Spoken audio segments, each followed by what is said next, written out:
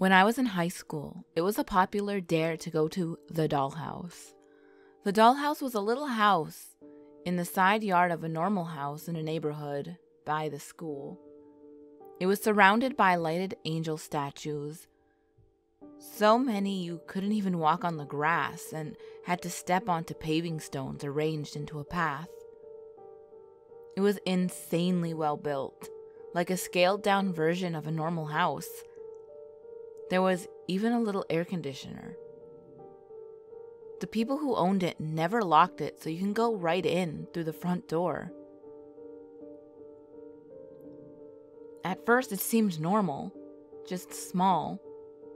There was carpeting and a set of stairs leading up to the tiny second story. The air felt stale and quiet. Then you would see them. Dozens of dolls, all posed on small couches, standing at tiny tables. Just dolls, a meter tall and frozen as though you've caught them doing something they shouldn't have. It was creepy as fuck. And even after seeing that weird shit, you still had to walk back out past all those angel statues. Maybe the owners built it for their grandkids or something, but no me gusta.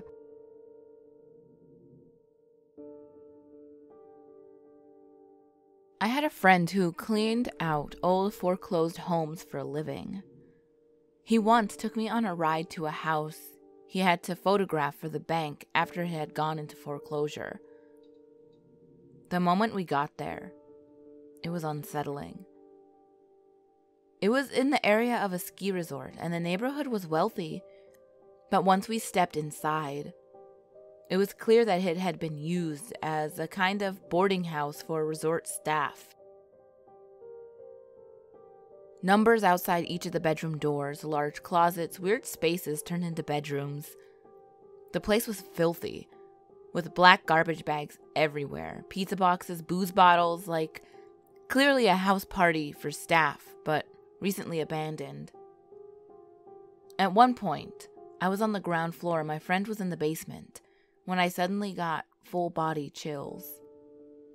I was standing in the kitchen, and there was a bathroom next to it with the door closed, and I somehow knew that there was someone hiding in that bathroom. At the very same instant, my friend called me downstairs to the basement, where he found a back corner which had been converted into another sleeping area. There was a television, still on, just showing static, and a kitchen knife on a crate next to the mattress. That was the moment I stepped directly behind my 6'4", 300-pound friend and told him that we had to get the fuck out of there. I'm pretty sure the home was being used as an illegal boarding house for undocumented resort workers, and I honestly felt bad for the terrified kid who was still squatting in that basement. But I sure as hell didn't want to find him.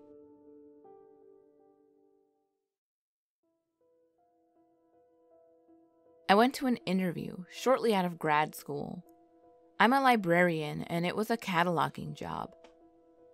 It was located outside of the city, on a remote country road. There were no other buildings or houses located nearby. The address was a house. I was desperate enough to not turn around and drive away. I get up to the porch, and there was a very large dog waiting in the mudroom. I knocked on the door, and out comes this Norman Bates type. And he starts touring me around the main floor of this house, which is set up as an office, explaining to me that Mother is the supervisor. Seriously, you can't make this shit up. The place is musty and has a Bates Motel meets the office decor. By the time he takes me out the back deck to a very rusty, dirty, white antique deck furniture, I'm thinking, what the actual fuck am I doing here? Am I gonna get murdered? And then he gives me a test for cataloging. The most normal thing so far. And once I finish it, explains, Mother's rules. She's super strict about a lot of things, but especially the dog. No complaints about the dog, ever. I go back through the house with him. And sure enough, there's a photo on the wall of Mr. Bates and mother. I got the fuck out of there and ignored further emails from him. The moral of the story is that you shouldn't apply to random jobs without researching.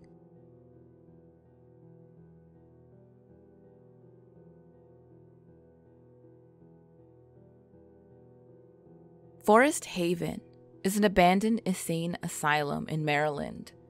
It's posted no trespassing and technically patrolled by guards, but in reality it's very easy to get into. I was there 2 weeks ago with my significant other, exploring and taking photos. There are 22 buildings on this property, all just wide open and abandoned, covered in collapsed ceiling tiles, broken glass, and graffiti. There is still furniture in some of the rooms, and if you delve deep enough into the property, you can still find some patient records that were left behind when they closed. We actually found a stack of patient files in a dark, windowless room. It was so surreal, reading about a severely mentally retarded man with a history of schizophrenia who talks incessantly. This patient had a 1-page handwritten summary for every year that he had been in that hospital. They all started out the same. Kenny is an almost 45-year-old white male with severe mental retardation and a history of schizophrenia. He has been at Forest Haven for 5 years. Only the age and duration change from page to page. The first one is dated 1973, and the last page in his file is a printed memorial flyer showing that he died in September of 1990. The facility was ordered to close in 1974, but didn't actually close its doors until 1991. In its last year of operation, there were 9 deaths at the asylum. Kenny was one of them. The creepiest part?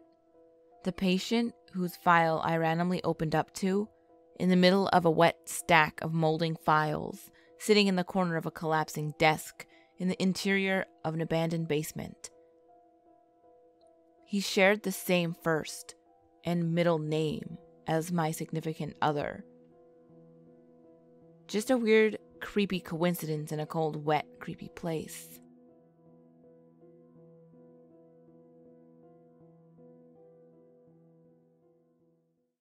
Earnestine Hazels in Memphis, an old blues bar that Ray Charles played at back in the day, and prior to that was a brothel at one point. It was ran by 2 sisters, Earnestine and Hazel. Later, we find the place is reportedly haunted. We had a few beers and ate possibly the best handmade hamburger I've ever had. The venture upstairs, which still looked like an old boarding house with dark-colored bedboard on the walls and ceiling. It was darkly lit, with empty rooms filled with dim-colored lights, broken pianos, jukeboxes, old furniture, broken desks, etc. The upstairs bedroom had a clawfoot tub with a single red light bulb in there. It felt like a murder scene. We were buzzed, but I still felt a bit uneasy up there. There was one door closed, and you can tell someone was in there. I figured it was the office or something. The end of the hallway had an upstairs bar that we chilled at for a while and left soon after. A few months later, I read about the owner who lived upstairs, and was probably who I saw in the upstairs room. Had committed suicide in that very room. It was a very cool place, but I will probably never go back in there.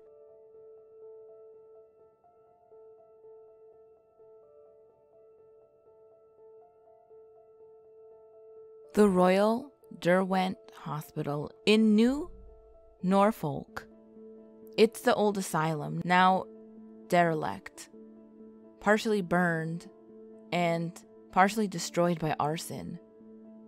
It was the longest continuously operating mental health institution in Australia. I was allowed to go inside the high security end with a university group, and it's truly disturbing. Super thick reinforced doors, small dark rooms with dirty walls, and thick glass windows with curved ledges so you weren't able to sit on them. The rooms I went to overlooked the yard, which had what was called a ha-ha fence. A fence that looked short, but the ground sloped downwards so that it was much, much taller than it appears. The high security end is where people like Martin Brandt, the man who committed the Port Arthur massacre in 1996, would be held if the asylum was still operational today. And it shows. It's an entirely hopeless place to be inside. Given how mental health patients are treated in Australia now, it's pretty disturbing to see how things used to be and how bleak everything was. And the rotting and decrepit building really helps sell the illusion.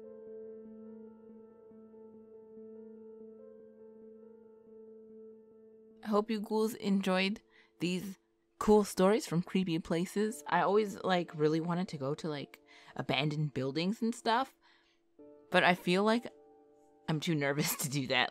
I'm too scared to get caught by security or something. I know pretty much they just say get out of here, but I'm so scared to get caught. I don't know what's gonna happen, but let me know in the comments if you ghouls have ever investigated or snuck into an abandoned building and what you found in there, because I know a lot of people find files, people find just old furniture and stuff like that. Just let me know, I'm very curious. But as always, ghouls, the last video will be on the top left, the next video will be on the bottom left. All my social medias are on the screen as well as in the description box below, and remember, there's always someone or something watching you.